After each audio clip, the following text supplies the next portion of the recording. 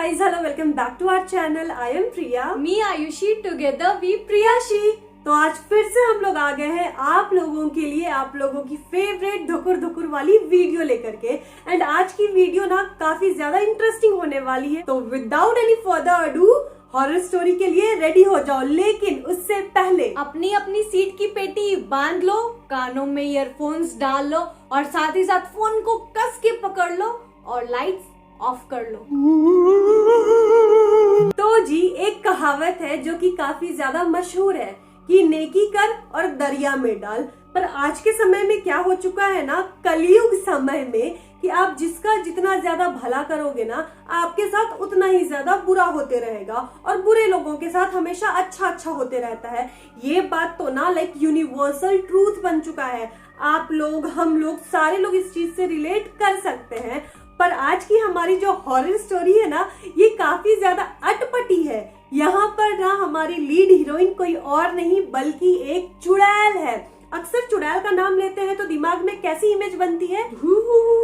हमारी धुकुर धुकुर वाली आंटी। हाँ, पर आज की वीडियो में ना जो हमारी मेन लीड हीरोइन है ना, वो हमारी धुकुर धुकुर आंटी ही समझ लो। उसको देख करके आपको डर जरूर लगेगा, पर दिल से ना बेचारी बहुत कोमल है। ऊपर से नारियल की तरह दिखती है पर अंदर से बहुत मुलायम है। बेचारी ने बहुत ज्यादा नेकी की अपनी जिंदगी में और उस नेकी के बदले कहानी में पता चलेगा कि उसको क्या भुगतना पड़ा। तो आज तक हमने आपको जितनी भी हॉरर स्टोरीज बताई है, एंड 95% जितनी भी हॉरर स्टोरीज होती है ना, जो नेगेटिव एनर्जीज होते हैं, वो इंसानों को परेशान करते हैं। परेशान इस हद तक कर देते हैं कि बहुत से लोग तो अपनी जान भी गंवा बैठते हैं। लेकिन आज की स्टोरी इतनी ज्यादा अलग है कि यहाँ पर इंसान ने चुड़ैल को परेशान किया है और चुड़ैल बेचारी वो गई इंसानों की मदद करने के लिए, एंड उस मदद के बदले उसके साथ जो अत्याचार हुआ है, मतलब मेरे को दीदी यहाँ पर एक एग्जैक्ट सुटेबल गाना याद आ गया।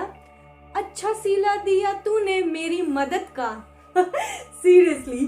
तो अब चलो ज्यादा पटपट नहीं करते हैं, सीधे आप लोगों को कहानी बताते हैं। तो आज के इस अर्बनाइजेशन के दौर में लोग एक दूसरे से काफी ज्यादा दूर हो गए हैं। सारे लोग अपने अपने लाइफ में इतने ज्यादा बिजी हो गए हैं कि उन्हें दूसरों के लिए समय ही नहीं मिलता है।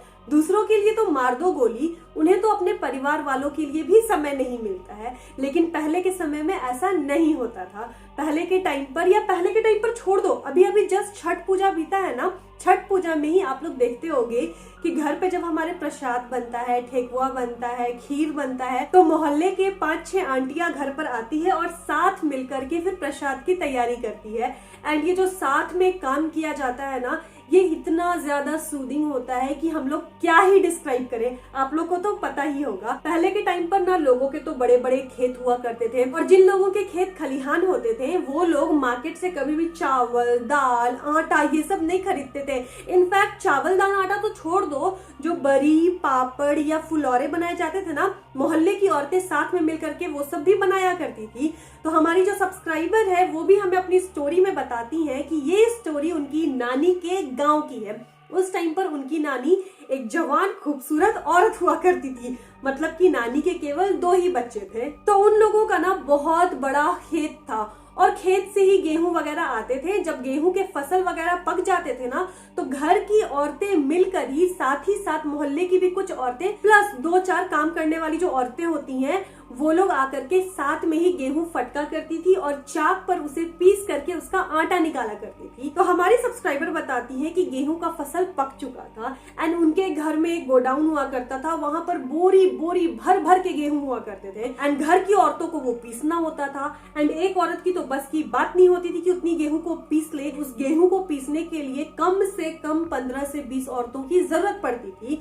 तो गांव की सारी औरतें मिलकर के गेहूं पीसा करती थी। और ऐसा नहीं है कि केवल वो लोग नानी के घर में ही गेहूं पीसा करती थी, जब किसी और की फसल पक जाती थी तो नानी भी जाकर के उनके घर में हेल्प कर दिया करती थी। तो इससे ना 2 फायदे होते थे। पूछो क्या? पहला फायदा, लोग गॉसिप कर सकते थे। अब देखो यहाँ पर हमें गालियां मत देना कि दीदी आप कैसे बोल सकती हो कि औरतें गॉसिप करती हैं। यार हम सभी गॉसिप करते हैं, केवल औरतें ही गॉसिप नहीं करती हैं।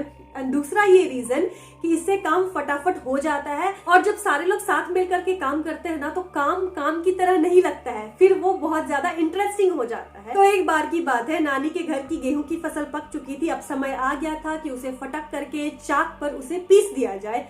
तो नानी के अलावा वहां पर 7-8 औरतें और भी थीं और सारी औरतें मिल करके वहां पर गेहूं पीस रही थी। 2-3 दिनों तक तो काम एकदम सही से चल रहा था। तो तीसरे दिन क्या होता है, घर की बगल की ही एक चाची जो कि उनकी हेल्प कर रही थी गेहूं पीसने के लिए, वो आती है, ठीक है। और जब वो आती है ना तो उसने ये लंबा लंबा घूंघट लेकर के रखा हुआ था। तो जब सारी औरतें उनको देखती हैं तो सबने पूछा कि चाची क्या हो गया है, आज आप इतनी बड़ी बड़ी घूंघट लेकर के क्यों आ गई हैं? घर पे कोई भी मर्द नहीं है तो आप घूंघट हटा सकती हैं। तो चाची बोलती है ना, अरे नहीं बाची, मेरा ना बहुत सर्दी हो गया है और सर्दी से ना हमको बहुत खांसी आ रहा है, तो इसीलिए यहाँ पर गेहूं पीसना है ना, तो हम मुंह ढक लिए हैं कि अगर छींकेंगे ना तो कहीं तुम लोग को भी ना हो जाए और छींकते छींकते कहीं गेहूं गंदा ना हो जाए, तो इसीलिए हम सोचे कि घूंघट ले लेते हैं। और जब चाची बोलती है ना तो उनकी आवाज कंप्लीटली चेंज रहती है। चाची की आवाज लगभग ऐसी रहती है, अरे ना बाची, मेरे को ना सर्दी हो गया है, समथिंग लाइक दैट, नाक से बोल रही होती है। तो सबको क्या लगता है कि हाँ मे बी ज्यादा सर्दी हो गई है, इसलिए चाची की ना आवाज भी बदल गई है। तो सब लोग सोचते हैं कि हाँ ठीक ही है, चाची प्रिकॉशन ले रही है। उसके बाद सब लोग अपने अपने काम में बिजी हो जाते हैं। लेकिन उस दिन चाची की तबीयत खराब थी, पर चाची की जो फुर्ती थी ना वो बाकी दिनों के कंपैरिजन में 10 गुना ज्यादा थी। चाची उतने बड़े चाक को इतने तेजी से चलाई जा रही थी, ऐसा लग रहा था मान लो कोई ड्रिल मशीन चल रहा हो, घर घर घर घर। सारी औरतें देख करके बोल रही थी, अरे चाची आराम से आराम से। और चाची फिर किसी को कोई जवाब ही नहीं दी। चाची काम में इतनी मग्न थी कि पीसे जा रही थी। और जो काम 5 औरतें मिल करके अकेली कर रही थी ना, वो चाची उतना गेहूं अकेले पीस देती है। और ऐसे तो गेहूं पीसने में 6 से 7 घंटे लगते थे डेली, पर उस दिन चाची ने उस दिन का कोटा केवल 3.5 घंटों में पूरा कर दिया। सबने बोला कि वाह चाची, तबियत खराब है लेकिन फिर भी आपकी ताकत को तो मानना पड़ेगा। कल फिर आइएगा और कल फिर आके फटाफट से गेहूं पीस दीजिएगा, ऐसे ना काम जल्दी जल्दी खत्म हो जाएगा। तो चाची क्या बोलती है, हाँ बाची, कल भी हम टाइम पे आ जाएंगे, टेंशन मत लो और सारा गेहूं पीस देंगे। ऐसा बोल करके चाची चली जाती है वहाँ से। तो सबने सोचा चलो चाची की मदद से हमारा काम तो बहुत जल्दी जल्दी हो जा रहा है, तो बढ़िया है, आज यही काम हम लोग खत्म कर देते हैं। हम लोग को क्या है, कल भी आएंगे, चाची बढ़िया से पीस देगी हम लोग की मदद करके। चलो अब बहन हम लोग अपने अपने घर चलते हैं। लेकिन जैसे ही सारी औरतें अपना सामान समेट के घर जाने की तैयारी कर रही थी, करीब 10 से 15 मिनट बाद तुरंत वही सेम चाची इस बार बिना घूंघट के उसी घर के अंदर आती है। यहाँ पर सब शॉक हो जाते हैं कि ये तो अभी चली गई थी, अचानक से कैसे आ गई। यहाँ पर चाची सुनो क्या बोलती है। जो यहाँ पर चाची बोलती है ना, इसके बाद सारे जन शॉक हो जाते हैं। चाची बोलती है कि माफ करो दुल्हीन, हमको ना आने में लेट हो गया। क्या हुआ ना, मेरा बच्चा को हम सुला रहे थे और उसको सुलाते सुलाते गलती से आंख मेरी भी लग गई थी और मेरे को उठने में शाम हो गया। देखो ना 5 बज गया। कोई बात नहीं, चलो चलो अभी हम बैठ रहे हैं, बैठ के आराम से आपका गेहूं हम पीस देंगे।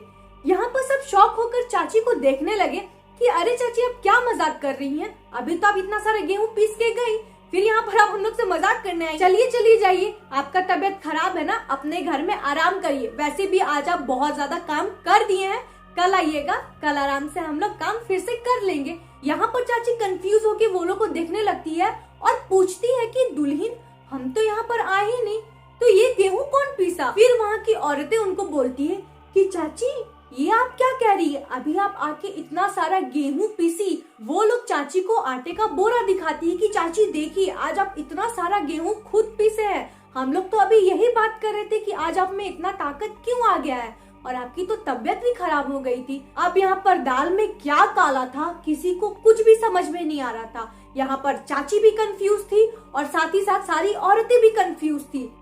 लेकिन उन्हीं में से एक औरत बोलती है कि एक सेकेंड, वो औरत जो हम लोग के पास अभी आई थी घूंघट लेके, पहली बात उसका आवाज तो थोड़ा चेंज लग रहा था और वो ये चीज का दावा करके गई है कि वो कल फिर से आएगी हमारे पास और फिर से यहाँ पर बैठ के हमारे साथ गेहूं पीसेगी। अब यहाँ पर सारी औरतें सोचने लगी कि आखिर माजरा क्या है, हम लोग गलत है, चाची गलत है, या फिर चाची के वेशभूषा में जो औरत आई थी वो गलत है और असली में गेहूं जो पीस के गया वो कौन था। यहाँ पर सारे लोग अब बहुत ज्यादा कंफ्यूज हो चुके थे, किसी के पास कोई भी समाधान नहीं था। तो सबने क्या बोला कि कोई बात नहीं, उस औरत ने जाते जाते ये कहा है कि कल फिर हम इसी समय पर आएंगे, तो एक काम करते हैं, चुपचाप से उस औरत का वेट करते हैं और फिर वो आएगी ना तो उसको ऑब्जर्व करने की कोशिश करते हैं कि आखिर वो औरत है क्या। अगले दिन सब कोई ना समय से पहले ही आ जाते हैं नानी के घर पे और सब लोग अपनी अपनी जगह लेकर के बैठ जाते हैं दुबक के, ये देखने के लिए कि वो औरत आती है तो उसके चाल ढाल पर हम लोग अच्छे से नजर रखेंगे और उसकी हरकतों से पहचानने की कोशिश करेंगे कि आखिर ये औरत है कौन। जब वो औरत एंट्री करती है ना तो फिर से घूंघट ली हुई रहती है। तो एक औरत ने हिम्मत करके बोला, अरे चाची, आपकी तबीयत अभी तक ठीक नहीं हुई क्या?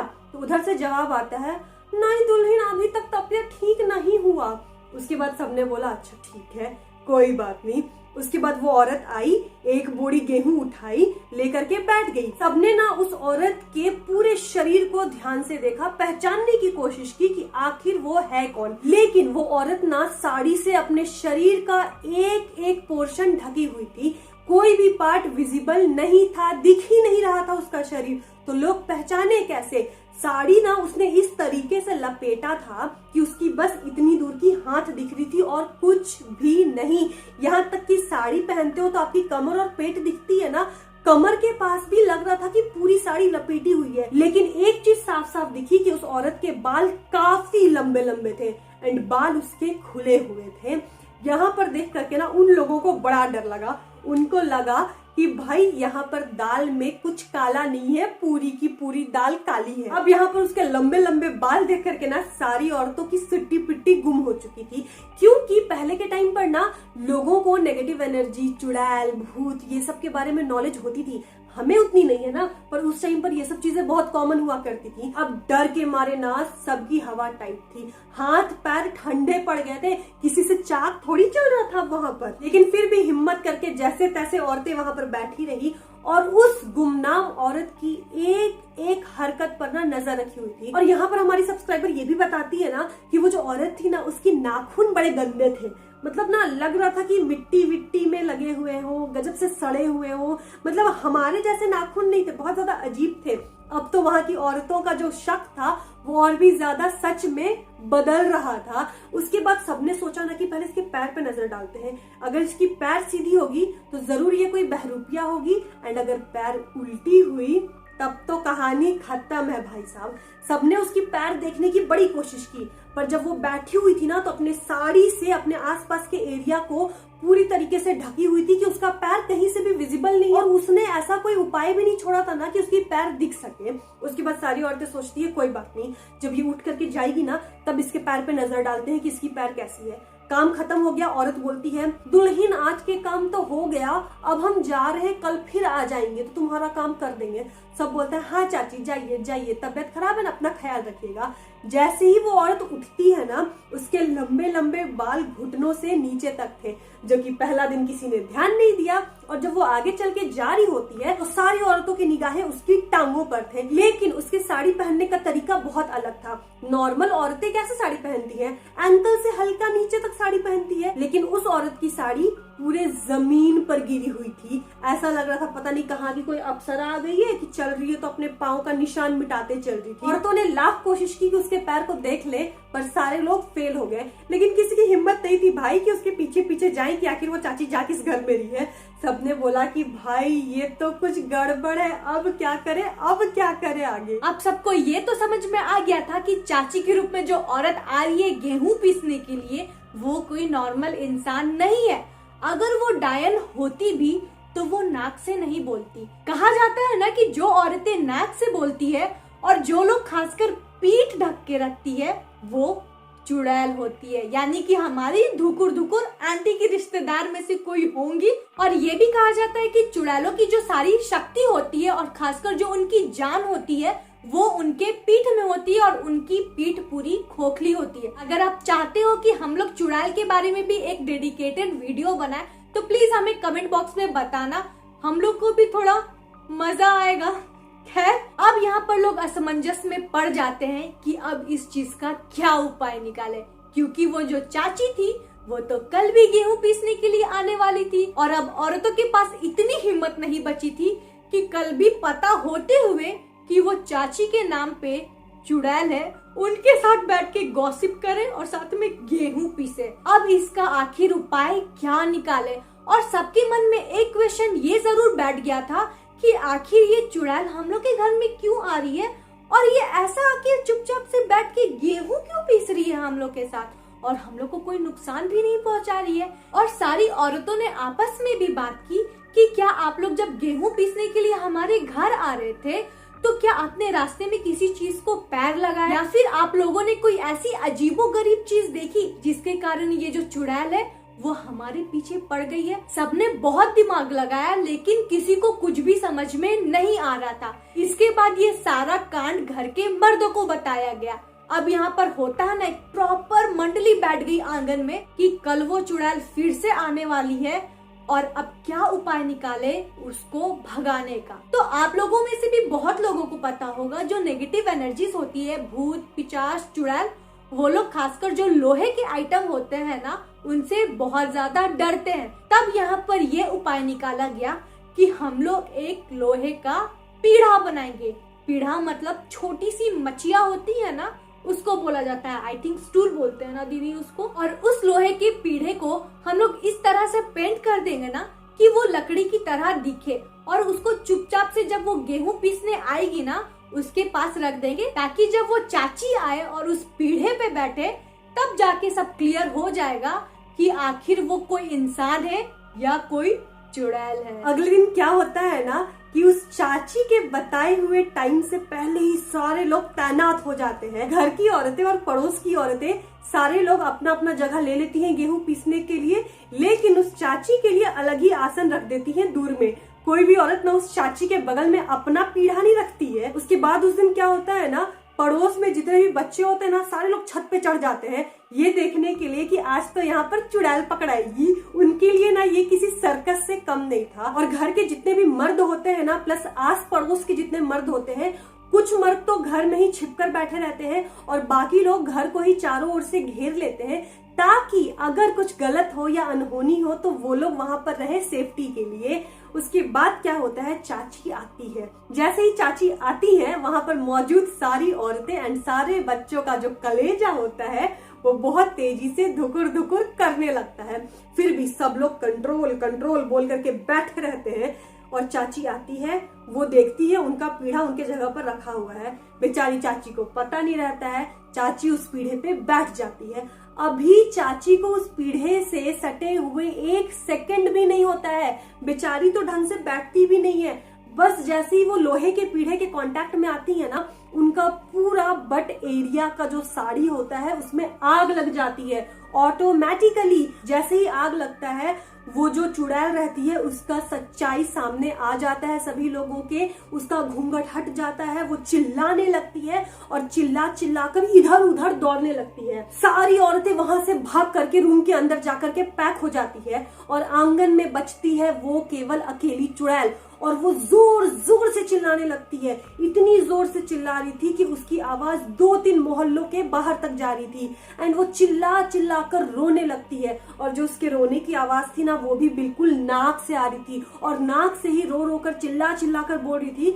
कि हम तुम लोग का यहाँ पर कुछ भी गलत नहीं किए थे, हम तो तुम लोग का मदद कर रहे थे पर तुम लोग मेरे साथ बहुत गलत किया। यहाँ पर हम किसी का कुछ नहीं बिगाड़े थे और कुछ बिगाड़ते भी नहीं, लेकिन देखो तुम लोग मेरे साथ क्या किया है, हमको पता है कि तुम लोग ये सब जानबूझ के किया है। उसके बाद वो चुड़ैल वहीं आंगन में 15 से 20 मिनट तक छटपटाती है। उसका पीछे का पूरा पोर्शन जल चुका होता है और जब उसका घूंघट उठता है ना तो छत पर मौजूद जितने भी लोग थे सबने उसकी शक्ल देखी। पहली बार उस गांव में किसी ने एक चुड़ैल की शक्ल देखी थी और उसकी शक्ल बहुत ज्यादा अजीब थी। मतलब नॉर्मली किसी इंसान की तो ऐसी नहीं ही होती है, मतलब अजीब ही थी यार, लाइक ज़ॉम्बी जैसी, या मतलब स्किन ना अजीब था। मतलब हमारे सब्सक्राइबर ने भी ऐसे एक्सप्लेन किया था कि हम लोग आपको एक्सप्लेन भी नहीं कर पा रहे हैं। आंखें नहीं थी, आंखों की जगह गड्ढे थे, बस दांत दिख रहे थे। मतलब जो स्केलेटन होता है ना कंकाल, उस टाइप का ढांचा था और लग रहा था कि सारी चमड़ी ऐसे सिकुड़ गई है और जो फेस का कलर था वो इंसान की तरह नहीं था, वो ग्रे कलर का था ना, तब लोगों को ये गारंटी मिल गई कि ये चुड़ैल ही थी। उसके बाद वो चुड़ैल वहां से दौड़े दौड़े भागती है बाहर की ओर और भागते भागते चेतावनी दे करके जाती है कि यहाँ पर मौजूद एक एक इंसान को हम नहीं छोड़ेंगे। अगर हम किसी का कुछ बिगाड़े होते तब तुम लोग मेरे साथ ऐसा करता तो हम शायद माफ भी कर देते। बिना गलती का सजा तुम लोग हमको दिया है, मेरा जान आज तुम लोग के कारण खतरे में है। और ऐसा बोलते बोलते वो चुड़ैल चिल्लाते चिल्लाते उनके घर से भाग जाती है। घर से भागने के बाद भी जब आधे घंटे तक उस चुड़ैल की आवाज नहीं आती है, फिर भी किसी में ये हिम्मत नहीं थी ना कि वो रूम से निकल करके आंगन में आए। फिर भी जैसे तैसे लोग आंगन में आते हैं। आंगन में आने के बाद वो लोग देखते हैं ना कि जो पीढ़ा था जो कि लोहे का था वो भी काला पड़ गया था। लाइक होता है ना जब लोहे में आग लग जाए हल्का सा, उस टाइप का हो गया था। उसके बाद सारे लोग डर जाते हैं बहुत ही ज्यादा। ऑब्वियसली यार, जब आंखों के सामने ऐसा कुछ हो ना तो सबकी बत्ती गुल हो जाएगी, सोचने समझने की क्षमता भी खत्म हो जाएगी। वो चुड़ैल तो जाते जाते धमकी देके गई थी कि हम किसी को भी नहीं छोड़ेंगे, एक एक को देख लेंगे। इसी के डर के मारे सारे जितने भी गांव वाले थे सबने अपने अपने घर को बंधवा लिया और साथ में खुद में ताबीज पहन लिए। इसके बाद उस गेहूं वाले घर में स्पेशली पंडित जी को बुलाया गया और उस घर की प्रॉपर पूजा की गई। पंडित जी ने बताया कि जिस खेत से गेहूं को कटा के उस घर में ले जाया जा रहा था उसी खेत में वो चुड़ैल रहती थी। अब नहीं पता उस चुड़ैल का डेरा उस खेत में कब से होगा, लेकिन गेहूं की बोरी के साथ वो चुड़ैल भी उनके पीछे पीछे आ गई। अब नहीं पता गेहूं से ज्यादा प्यार होगा कि अपने खेत से, भगवान जाने। अब इस घटना के बाद गांव वाले लोग तो काफी दिनों तक दहशत में रहे। शाम के बाद उनकी हिम्मत नहीं होती थी कि वो लोग अपने घर से बाहर निकले। भले ही चुड़ैल उनको धमकी देके गई थी कि हम किसी को नहीं छोड़ेंगे, एक एक को देख लेंगे, लेकिन ऐसा कुछ भी नहीं हुआ। मे भी ऐसा हो सकता है कि उस लोहे के पीढ़े पर बैठने के बाद वो चुड़ैल बहुत ज्यादा जख्मी हो गई होगी। पीढ़े पर बैठने के कारण उसके कमर पर ही जोर पड़ा होगा एंड चुड़ैल की शक्तियां उसके कमर में होती है, जिस कारण से मे भी उसकी शक्तियां खत्म हो गई होंगी। भगवान जाने वो चुड़ैल कहाँ गई, ये चीज किसी को भी नहीं पता चला क्योंकि दोबारा वो चुड़ैल कभी भी उस गांव में लौट करके नहीं आई। लेकिन उस पीढ़े की वैल्यू बाय गॉड वो तो लाइक एग्जीबिशन में रख दिया गया था। लोग दूर दूर से आते थे उस पीढ़े को देखने के लिए एंड उस पीढ़े को नाम दिया गया चुड़ैल का पीढ़ा। एंड हमारी सब्सक्राइबर बताती है कि उनके गांव में अभी भी वो पीढ़ा है एंड उन्होंने भी उस पीढ़े को देखा हुआ है। तो दोस्तों यही थी आज की हमारी ये स्टोरी। अगर आपको हमारी ये हॉरर वीडियो पसंद आई होगी तो प्लीज इस वीडियो को लाइक किए बिना मत जाना। कमेंट करके हमें बताना कि आज आपका कलेजा धुकुर धुकुर हुआ कि नहीं। मिलते हैं अपने नेक्स्ट वीडियो में, तब तक के लिए बाय।